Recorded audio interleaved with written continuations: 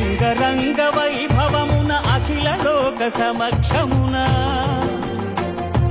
పద్మావతి పతి ఆయను పరంధాముడు సకల సురలు ప్రార్థింపగ శ్రీదేవిని భూదేవిని ఎదను నిలుపుకున్నాడు వెంకటేశుడు ఆపదముక్కుల వాడై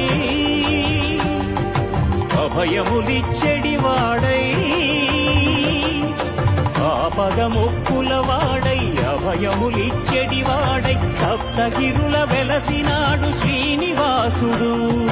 గోవింద గోవింద గోవింద